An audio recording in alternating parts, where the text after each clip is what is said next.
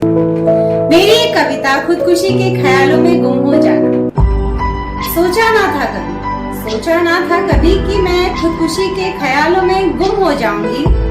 खुद को फांसी पर लटकाकर अपनी तकलीफों पर पूर्ण विराम पाना चाहूंगी। मगर ऐसा करने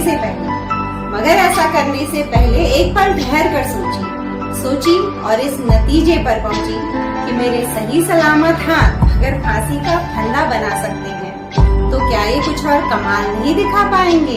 मेरे सही सलामत पैर अगर मरने को टेबल सरका सकते हैं तो क्या ये मुसीबतों के आगे कदम नहीं बढ़ा पाएंगे। जिस विधाता ने हमारे सांसों की डोर संभाली वही इस डोर को तोड़ने का है अधिकारी। सोचा ना था कि मैं कभी खुदकुशी के ख्यालों में गुम हो जाऊंगी। खुद को जहर पिलाकर, खुद को लाश बनाकर अपने जिंदगी का सिलसिला खत्म करना चाहूंगी। मगर ऐसा करने से पहले एक पल ठहर कर सोची और फिर इस नतीजे पर पहुंची कि इस जहर का एक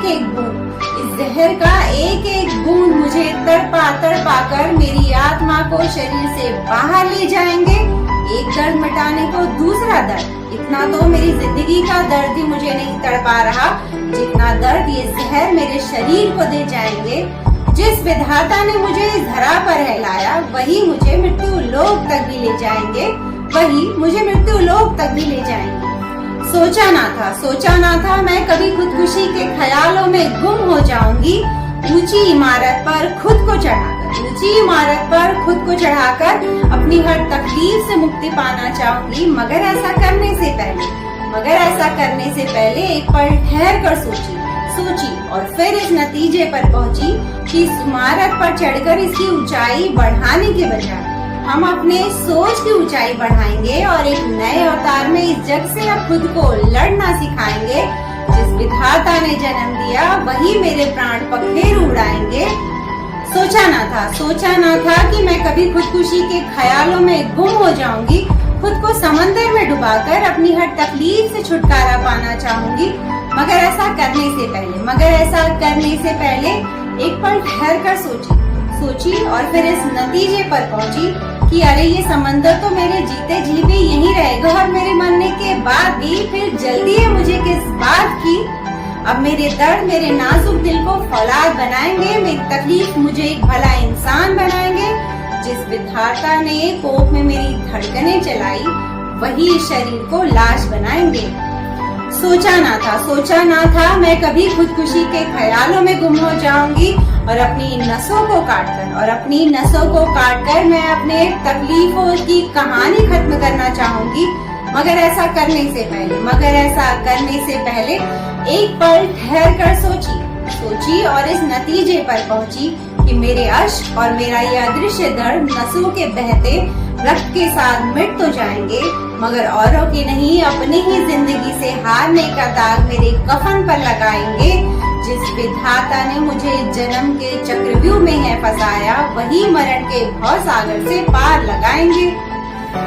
थैंक यू सो मच। आप सब ने अपना कीमती वक्त देकर मुझे सुना और मुझे उम्मीद है मेरी कविता आप सभी को अच्छी लगी होगी और अगर अच्छी लगी हो तो लाइक और कमेंट के जरिए मुझे जरूर बताइएगा। खुदकुशी के ख्यालों में गुम हो जाना ये मैंने अपने पर्सनल एक्सपीरियंस से कविता लिखी और इस कविता में मैं आप सभी से ये कहना चाहती हूँ कि कहने को सभी कहते हैं कि हर एक की जिंदगी में ऐसा एक ना एक मोमेंट आता जरूर है जब आपको लगता है कि खुदकुशी कर लेनी चाहिए। लेकिन मेरा मानना ये है कि हर एक की जिंदगी में जरूरी नहीं है ऐसा मोमेंट आएगा ही, क्योंकि देखिए खुदकुशी जो है ना मैं अपने एक्सपीरियंस से बता रही हूँ ये आपके मानसिकता पे आप कितना मेंटली स्ट्रांग है और कितना मानसिक रूप से बहुत मजबूत है आपके विचार थॉट, तो आपके अंदर ये खुदकुशी के ख्याल बिल्कुल नहीं आएंगे। अगर आप खुदकुशी का ख्याल मन में लाते हैं तो इसका मतलब यही है कि आप मानसिक रूप से बहुत स्ट्रांग नहीं है, तभी ये फैसला आप ले रहे हैं कि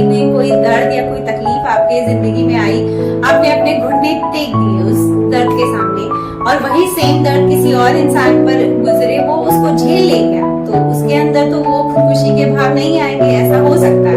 तो मेरा मानना है कि बिल्कुल जरूरी नहीं कि हर एक इंसान के जिंदगी में खुदकुशी का मोमेंट आता ही है। तो क्या होता है ना, अगर किसी ने ये फैसला लिया कि मुझे मरना है या खुदकुशी करनी है, तो अगर उसने सोचा नहीं, क्योंकि अगर आप जहाँ सोचने बैठोगे तो आपका जो फैसला है वो डगमगाने लगेगा। आपने अगर बैठकर आधा घंटा चिंतन कर लिया, आत्ममंथन कर लिया कि मैं क्या करने जा रहा हूँ, क्या करूंगा, क्या होगा इसका नतीजा, तो आप नहीं कर पाएंगे। लेकिन अगर आप सोचते हैं और वो काम एकदम तुरंत कर देते हैं, तो वो इंसान खुदकुशी कर सकता। पर थोड़ा देर भी अगर आप बैठ के सोचने लगे कि क्या होगा, मैं कैसे मरूंगा, कितना तड़पूंगा, कितनी तकलीफ होगी, अगर आप ये सब बातें सोचने लगोगे तो ये बिल्कुल पॉसिबल है कि आप मरने की, खुदकुशी की बातें छोड़ दोगे, नहीं कर पाओगे उस वक्त। तो मैं यही कहना चाहती हूँ कि अगर ये ख्याल मन में आए तो बिल्कुल मत सोचिए कि मेरी मानसिक स्थिति कमजोर है, ये भी आपको नहीं सोचना है। ख्याल को आने दीजिए, उस पर सोचिए। सबसे बड़ी बात होती है कि अगर आपके अंदर कोई भी थॉट आती है, उसको अप्लाई करने से पहले थोड़ा सा टाइम दीजिए, सोचिए, आत्ममंथन करिए, चिंतन करिए। और अगर आपको लगे कि आपका कदम सही है, वैसे तो ये कदम कभी सही नहीं होता, इसलिए मैंने अपनी हर कविता के लास्ट में यही एक लाइन लिखी कि जिस विधाता ने हमें जन्म दिया है, हमारी जान लेने का भी वही अधिकारी है, वो एक इकलौता अधिकारी है जो हमारी जान भी लेगा। सबसे बड़ी बात तो ये है कि मानसिक तकलीफ भी है ना, आप जेल ले जाओगे, आप उसके लिए मत परेशान होइए। सबसे बड़ी बात तो ये होती है, हमारी आंखें हैं, हाथ है, पैर है, सारा शरीर अच्छा खासा है, और आपके दिमाग ने आपको इतना कमजोर कर दिया कि आप मरने को तैयार हो जा रहे हो। तो ये फैसला आपको हर हाल में गलत लगना है। अरे वो छोड़िए कि फिजिकली भी कितने लोग हैं जो जिनके हाथ नहीं होते, पैर नहीं होते, वो भी कितने बड़े बड़े कमाल कर जा रहे हैं। और अगर आप ठीक ठाक होकर खुदकुशी करने की सोच रहे हो तो फिर तो मुझे लगता है चुप पानी में डूब मरना चाहिए हमें, अगर हम सही सलामत शरीर को लेकर खुदकुशी करने की सोच रहे हैं। मैंने इसलिए अपनी कविता के हर लाइन के लास्ट में 2 लाइन यही ऐड की कि हमारा अधिकार है ही नहीं खुदकुशी करने का।